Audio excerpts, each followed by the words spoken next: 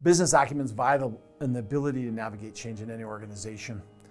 When change comes like a pandemic, everybody's scrambling, trying to make what are the right decisions today that will help us put ourselves at the right place at the right time with the right execution.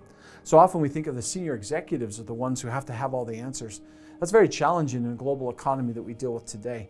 It's one thing to have a small business of maybe 5 of us coming in every day kind of talking about, hey, this change is coming. How do we adapt? How do we change to be able to take advantage of this opportunity? Or maybe mitigate the potential challenges that present themselves because of these changes that come.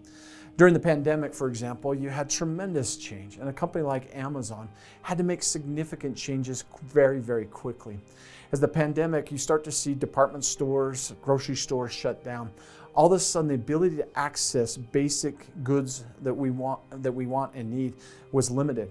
So where do we go? We all go online trying to access it. So now all of a sudden, all this increased demand goes to an Amazon. They're dealing with supply chain issues as manufacturing plants are shutting down the production of products. They're dealing with the global economy being kind of slowed down, but yet they're seeing an increase in demand. So what do? They have to hire 175,000 employees. How do I get 175,000 employees, one, onboarded, then be able to help us make good decisions along the way? That's where business acumen comes into play. It's making sure that all employees understand how your company makes money, and then how decisions are made around the money-making process, but most importantly, what can they individually do? So then day in and day out, individuals are making the decisions that help you adapt during these major changes that you might face. It's not always major changes, it could be minor changes as well. So the more an employee understands how their company makes money and has that good foundation in business acumen, the better able they are to adapt to the changes they're accompanying. They're either able to anticipate it because they understand what the business well enough to say, well, if this happens in the economy, this is probably what will happen to our business, so how do we prepare for that? If they're not able to anticipate, like a pandemic, and most of us did not anticipate that, it at least helps you to understand how to adapt.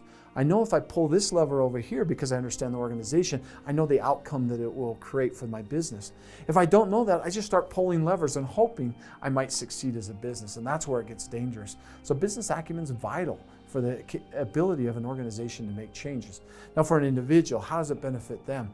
Well, the more you understand about your business, the better able you are to maximize the implementation of your expertise. As you think about it, employees are functionally brilliant. They know their roles very well. They understand kind of how they fit within that pie.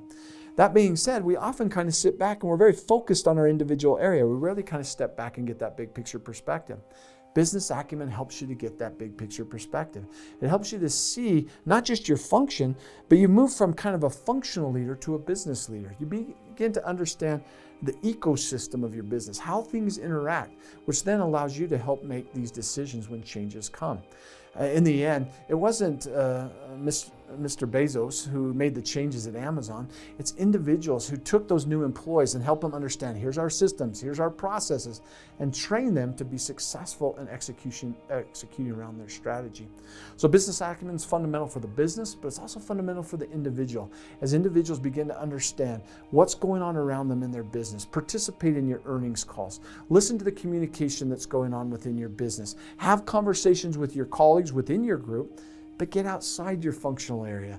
Think of those other functions you work with on a regular basis. Go figure out what they're focused on.